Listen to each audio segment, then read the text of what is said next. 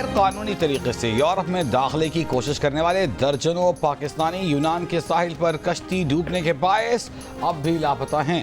Rescue operation जारी मगर बचने की उम्मीदें कम हैं। यूनान में पाकिस्तानी सफीर आमिर आफ्ताब कुरैशी ने कहा कि जांबाहक पाकिस्तानियों की मैयतें सिफारत खाना अपने खर्च पर पाकिस्तान भेजेगा। लीबिया से गैर कानूनी तरीक़ों से जाने वाले 5 कश्तियों पर पाकिस्तानी सवार थे। हादसा कश्तियों में ज़रूरत से ज़्यादा अफराद सवार होने के बायस पेश आया। मुतासरा कश्तियों में पाकिस्तानी बच्चे भी मौजूद थे। उन्होंने कहा कि जो लोग इस मकरूह कारोबार में मुलव्वस हैं उन्हें कैफ़र किरदार तक पहुँचाया जाए। इस मुताल्लिक़ कायम कमेटी 5 रोज़ में वज़ीर आज़म को रिपोर्ट पेश करेगी। तर्जुमान दफ्तर ख़ारजा मुमताज़ ज़हरा बलोच का कहना है कि कश्तियाँ उलटने के वाक़यात में जांबहक पाकिस्तानियों की तादाद 4 हो चुकी। एथेंस में पाकिस्तानी मिशन जिंदा बच जाने वालों की मदद और जांबहक अफराद की मैयतों की वतन वापसी के लिए यूनानी हुक्काम से राबते में है।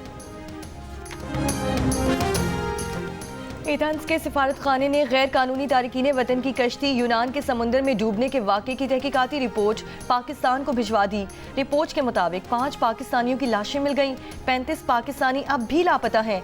समुद्री हुदूद में 3 कश्तियों को हादसा पेश आया। तीनों कश्तियाँ लीबिया के इलाके तब्रुक से रवाना हुई थीं। एक कश्ती में 6 पाकिस्तानियों समेत 45 अफराद सवार थे, जिसमें सवार तमाम अफराद को बचा लिया गया है। दूसरी कश्ती में 5 पाकिस्तानियों समेत 47 अफराद सवार थे। तीसरी कश्ती में 83 अफराद सवार थे, जिनमें 76 पाकिस्तानी शामिल थे। तीसरी कश्ती के 39 अफराद को रेस्क्यू किया गया, जिनमें 36 पाकिस्तानी शामिल हैं। तीसरी कश्ती में सवार 5 पाकिस्तानियों की लाशें मिल गईं। 4 की शनाख्त कर ली गई। रिपोर्ट के मुताबिक जांबाहक अफराद जिस कश्ती पर सवार थे उसके न इंजन ठीक थे, न वॉकी टॉकी, न GPS। छोटी सी कश्ती, 84 अफराद सवार थे। बेफिरे समुद्र की ऊंची लहरों में कश्ती कार्गो जहाज से टकराकर उलट गई। यूनान कश्ती हादसे में जिंदा बच जाने वाले पाकिस्तानियों की दुख भरी दास्तान बताया कि दर्जनों पाकिस्तानी हमारी आंखों के सामने ही डूब गए। कार्गो शिप में मौजूद अमले ने हमें बचाया। कपड़े, मोबाइल समेत सारा सामान बह गया। पाकिस्तान से लीबिया पहुंचे, वहां 1.5-2 माह इंतहाई सख्त हालात में गुजारे। 11 दिसंबर को कश्ती में निकले तो हादसा पेश आ गया। आइंदा कोई गैर कानूनी तरीके से आने की कोशिश न करे। जून 2023 में 300 से ज़ायद पाकिस्तानियों समेत गैर कानूनी रास्तों से यूरोप पहुंचने की कोशिश करते सैकड़ों पाकिस्तानी ख्वाबों समेत समुद्र में डूब चुके।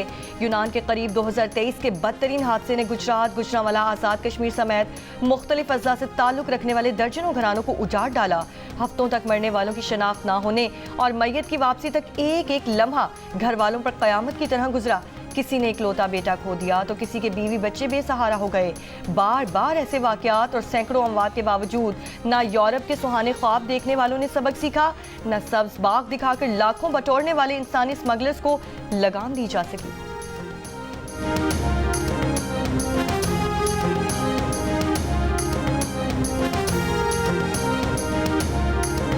जिला सांगला के तहसील चकेसर में दहशतगर्दों की पुलिस चौकी पर फायरिंग। ASI समेत 2 एहलकार शहीद, 2 जख्मी। पुलिस के मुताबिक हमला रात में किया गया। नामालूम दहशतगर्दों ने पुलिस चौकी पर पहले हैंड ग्रेनेड फेंके, फिर फायरिंग की। हमले में चौकी इंचार्ज ASI हसन खान, सिपाही निसार खान शहीद, मुहर्रिर अरशद खान, सिपाही रफत जख्मी। पुलिस की जवाबी कार्रवाई से हमलावर फरार। जख्मी एहलकारों को बटग्राम अस्पताल मुंतकिल कर दिया गया।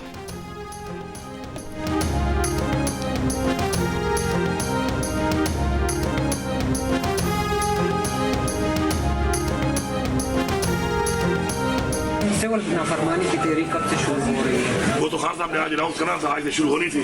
अभी आज खान साहब ने कहा था कि आप इसके बारे में बताएंगे तो सामने आएगी, तो जैसे खान साहब का हुक्म होगा इंशाल्लाह वैसे होगी। मुझे मुलाकात के लिए छोड़ा ही नहीं है। पहले का मुलाकात है जब गेट में गए, उन्होंने कहा जी आपको इजाजत नहीं है।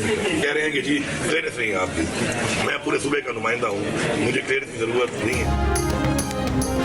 बानी PTI जब बताएंगे तब सिविल नाफरमानी तहरीक शुरू होगी। बानी का हुक्म आने के बाद उस पर अमल होगा। वज़ीर आला खैबर पख्तूनख्वा के पेशावर हाई कोर्ट के बाहर मीडिया से गुफ्तगू। कहा, पूरे खैबर पख्तूनख्वा का नुमाइंदा हूँ, किसी से क्लियरेंस की ज़रूरत नहीं। गुज़श्ता रोज़ इन्हें बानी PTI से मुलाकात नहीं करने दी गई। कहा गया कि आपको मुलाकात की इजाज़त नहीं है।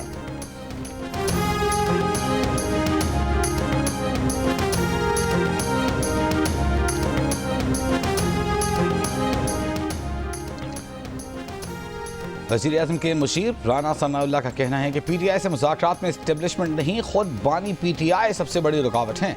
तहरीक इंसाफ की दूसरे दर्जे की क़यादत हुकूमत से बातचीत के हक़ में है, लेकिन उनकी मुज़ाकरात की ख्वाहिश बानी PTI ने मुस्तरद कर दी, जिसका नतीजा 26 नवंबर जैसे वाक़े की सूरत में सामने आया। Editor investigation the news Ansar Abbasi से गुफ्तगू में राना सना ने कहा कि सियासी गिरोह अपनी ही फौज पर हमला करता है तो कोई उसके साथ बातचीत नहीं करेगा, वो कौम से मुआफ़ी मांगे। राना सना का कहना था कि हुकूमत PTI की दूसरी दर्जे की क़यादत से राबते में है, लेकिन बानी PTI की जानिब से उन्हें वीटो किए जाने के बायस ये बेबस हैं।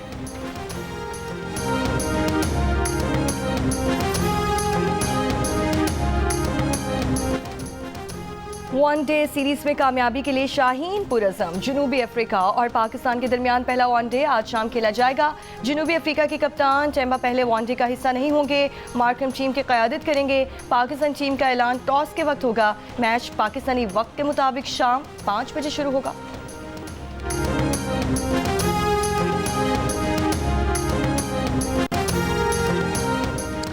बानी PTI के खिलाफ इलेक्शन कमीशन और चीफ इलेक्शन कमिश्नर की तौहीन का केस। बानी PTI को वीडियो लिंक से पेश नहीं किया जा सका। इलेक्शन कमीशन हुक्काम के मुताबिक वीडियो लिंक सिस्टम मुकम्मल है। अमला अडियाला जेल भी गया, लेकिन जैमर ऑन होने के बायस मोबाइल फोन्स बंद है। बानी के वकील फैसल चौधरी ने कहा कि ज़ाती हाजिरी के बगैर शवाहिद रिकॉर्ड नहीं किए जा सकते। बानी PTI को अदालतों में दानिस्ता तौर पर पेश नहीं किया जा रहा। मेंबर कमीशन ने कहा जेल से जवाब तलब करते हैं। समाअत 15 जनवरी तक मुलतवी।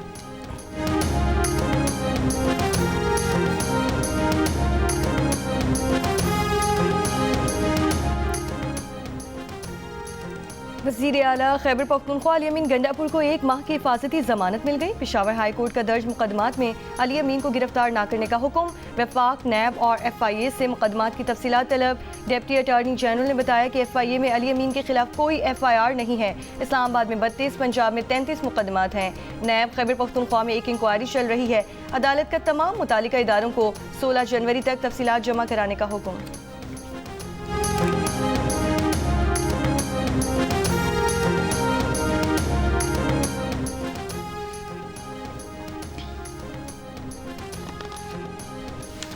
आईनी तरमीम के बाद आईनी और रेगुलर बेंचों में समाअत के दायरे अख्तियार पर सिंध हाई कोर्ट के 2 रुकनी बेंच के हुक्मनामे के बावजूद तनाज़ा हल न हो सका। बेंच के दायरे अख्तियार पर जस्टिस जुनैद गफ्फार की सरबराही में 2 रुकनी बेंच ने सवाल उठा दिए।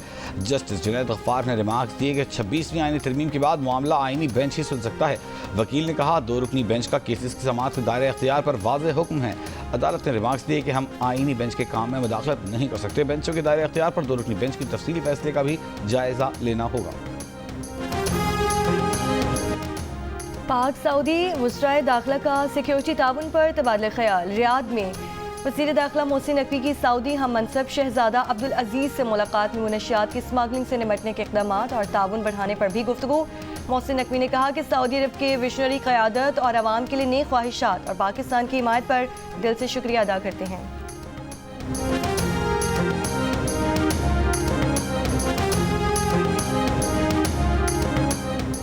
मदारिस के मामले पर मुत्तफ़िक़ा बिल-लाज पार्लियामेंट के मुश्तरका इजलास में पेश किए जाने का इम्कान, ज़राए का दावा। सेनेटर इरफान सिद्दीकी का कहना है कि मदारिस का मामला खुश उसलूबी से हल की तरफ जा रहा है। मदारिस एक्ट पर तबादला ख्याल के लिए गवर्नर सिंध, वज़ीर तालीम खालिद मकबूल और फारूक सत्तार की क़यादत में वफ़द आज मौलाना फजलुर रहमान से मुलाकात करेगा।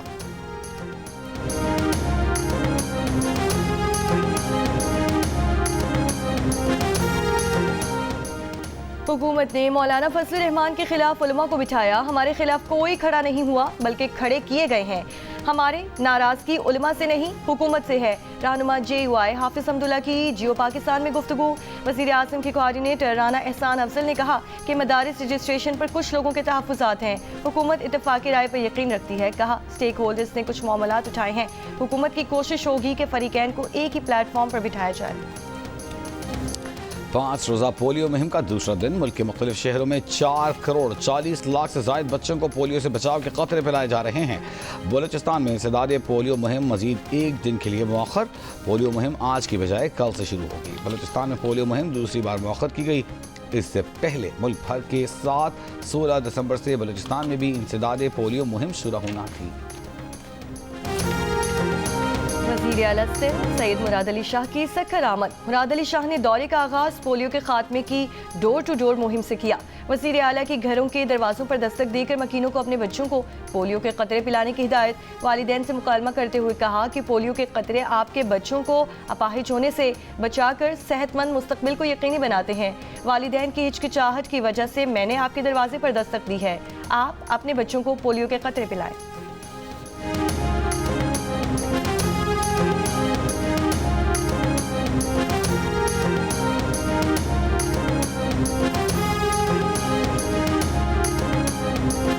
पंजाब असेंबली में अरकान की तनख्वाहों पर नजरसानी बिल 2024 कसरत राय से मंजूर। बिल के मुताबिक MPA की तनख्वाह 76,000 रुपए से बढ़ाकर 4 लाख रुपए हो जाएगी। सूबाई वजीर की तनख्वाह 1 लाख रुपए से बढ़ाकर 9,60,000 रुपए हो जाएगी। स्पीकर की तनख्वाह 1.25 लाख से बढ़कर 9.5 लाख रुपए हो जाएगी। वजीर आला के मुशीर की तनख्वाह 1 लाख से बढ़कर 6,65,000 हो जाएगी। ऑपोजिशन लीडर अहमद खान भुच्चर का बिल पर एतराज़, कहा ये बिल पार्लिमानी कवानीन एक्ट के मुताबिक है।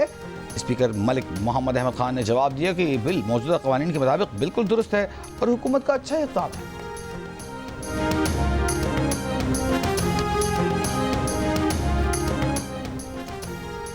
नायब वज़ीर आज़म इसहाक डार डेवलपिंग एट समिट में शिरकत के लिए काहिरा रवाना। पाकिस्तान की नुमाइंदगी करेंगे। समिट साइडलाइंस पर 2 तरफा मुलाकात भी शेड्यूल।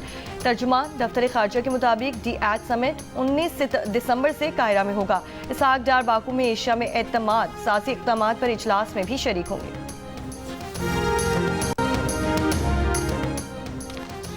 वज़ीर इत्तलात पंजाब असमा बुखारी का कहना है कि चीन का दौरा बहुत कामयाब रहा। मरीम नवाज पहली वज़ीर आला हैं जिन्हें चीन के सरकारी दौरे की दावत मिली। उन्हें चीन के हेड ऑफ स्टेट का मर्तबा मिला। मरीम नवाज ने चीनी हुकूमत को पाकिस्तान में प्लांट लगाने का कहा। कैंसर इलाज की चीन की जदीद टेक्नोलॉजी मरीम नवाज पाकिस्तान लेकर आ रही हैं। उन्होंने कहा कि चीन से 700 के करीब इलेक्ट्रिक बसें खरीदनी हैं जो दिसंबर के आखिर में आ जाएंगी।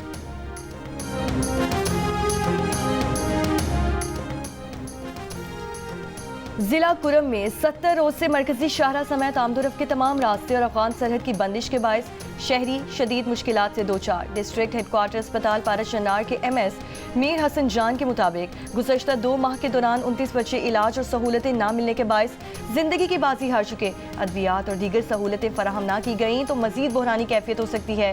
डिप्टी कमिश्नर जिला कुरम जावेदुल्ला महसूद का कहना है कि मुज़ाकरात के जरिए मसले के हल और मरकजी शाहरा खोलने के लिए कोहाट में मुलतवी होने वाला ग्रैंड जिरगा आज दोबारा शुरू किया जा रहा है।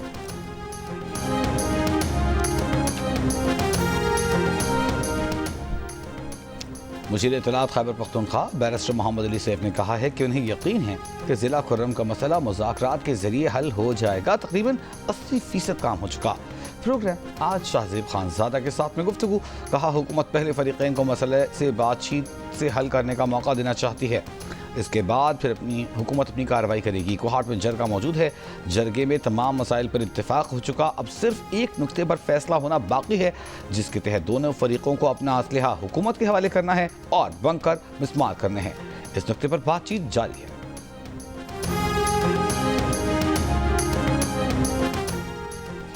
बलूचिस्तान के बालाई इलाकों में शदीद सर्दी। पाक ईरान और पाक अफगान सरहदी इलाकों में साइबेरियन हवाएं चलने से निज़ाम ज़िंदगी मफलूज। वादी ज़ियारत, शिलाबाग, ख्वाजा इमरान रेंज में दर्जा हरारत -10 रिकॉर्ड। चमन, किला अब्दुल्ला, पुशीन, तोबा चकजई, तोबा काकड़ी में -6 रिकॉर्ड। महकमा मौसमियात के मुताबिक मुल्क के बेशतर इलाकों में आज मौसम सर्द जबकि पहाड़ी इलाकों में शदीद सर्द रहेगा। स्कर्दू -7, गिलगित स्तोर -6 रिकॉर्ड। इस्लामाबाद 0, कोयटा 1, पेशावर 2, मुजफ्फराबाद 4, लाहौर मुल्तान 5 और कराची में कम से कम दर्जा हरारत 10 डिग्री रिकॉर्ड।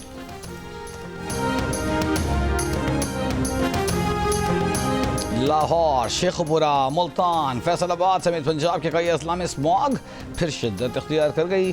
शहरी आलूदा फ़ज़ा और इंतहाई मुज़िर सेहत फ़ज़ा में सांस लेने पर मजबूर। शेखपुरा में पार्टिकुलेट मैटर्स की तादाद 792 तक जा पहुंची। लाहौर में 523, रहीम खान, फैसलाबाद 465 और मुल्तान में 282 रिकॉर्ड। ठंड और स्मॉग के बाद सुबह के वक्त मोटरवेज पर ट्रैफिक की रवानी मुतासर।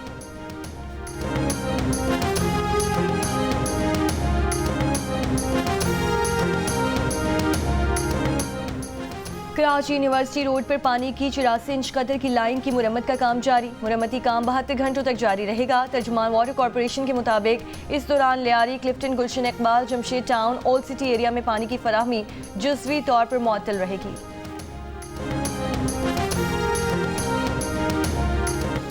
गजा में इसराइल के ताज़ा हमलों में 10 फ़लस्तीनी शहीद। अपनी शहीद पोतियों को चूमने के मनाजिर से तवज्जो हासिल करने वाला फ़लस्तीनी शख्स भी बिलाखिर ताज़ा हमलों में शहीद हो गया। शिमाली गजा के कमाल उद्वान अस्पताल पर इसराइल की बमबारी, चंद घंटों में 10 बम गिरा डाले। हमलों के बाद अस्पताल की बिजली मुअत्तल। डायरेक्टर कमाल उद्वान अस्पताल का कहना है कि इसराइली फौजी स्नाइपर्स ने ICU में काम करने वाले तिब्बी अमले को बराह रास्त निशाना बनाने की कोशिश की। 14 माह से जारी इसराइली हमलों में शहीद फ़लस्तीनियों की तादाद 45,000 से तजावुज़ कर गई। यमन के हुसियों का इसराइल पर हाइपरसोनिक बैलिस्टिक मिसाइलों से हमला। इसराइली फौज का मिसाइल मार गिराने का दावा।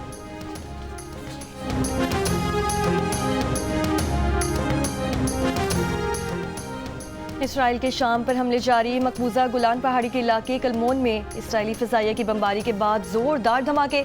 शामी बागी रहनुमा अहमद अल-शरा का कहना है कि अस्करी ग्रुप्स को ख़त्म करके उनके जंगजुओं को बाकायदा फ़ौज में शामिल किया जाएगा। रूस में पनाह लेने के बाद मासूद सदर बशार अल-असद ने पहले इंटरव्यू में कहा कि इनकी मुंतकिली फ़ौज की आखिरी पिसपाई और रियासती इदारों के मफलूज होने के बाद हुई। कभी इस्तीफ़े या पनाह का नहीं सोचा, बल्कि दहशतगर्दों से लड़ने का मंसूबा था।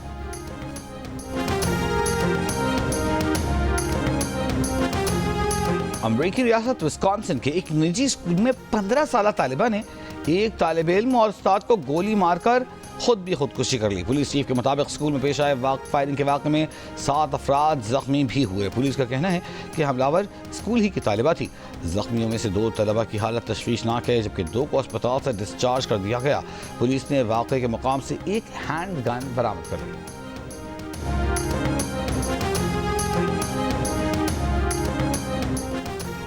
अमेरिकी सदर जो बाइडन की विस्कॉन्सिन फायरिंग वाक़े की मसम्मत। जो बाइडन का गन कंट्रोल कवानीन को मज़ीद सख्त करने की ज़रूरत पर जोर। कहा यह नाकाबिले कबूल है कि हम अपने बच्चों को गन वायलेंस से बचाने से कासिर हैं। कांग्रेस गन वायलेंस के मामले पर इक़दाम उठाए।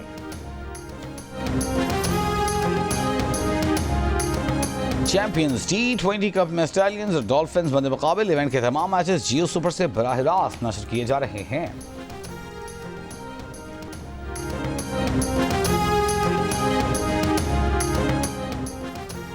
कराची टेबॉल लीग में पहले मैच में DHA दबंग्स और मलीर मलंग्स आमने सामने होंगे।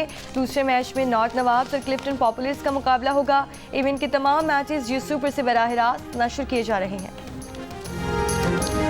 लड़कियां बास्केटबॉल बड़े शौक से खेलती हैं और यही वजह है कि नेशनल बास्केटबॉल चैंपियनशिप के लिए पंजाब की टीम के ट्रायल्स में लड़कियों की बड़ी तादाद उमड़ आई। खिलाड़ियों का कहना है कि इवेंट्स की तादाद न होने के बराबर है। सारा साल नेशनल चैंपियनशिप का इंतजार करते गुजर जाता है। और तल्ख लहजे में तंज का कमाल, कड़वी बातों को मिजाह में लपेट कर कहने का हुनर। कमाल अहमद रिजवी को दुनिया से गुजरे 9 बरस बीत गए। अलन का किरदार जिंदा रहेगा।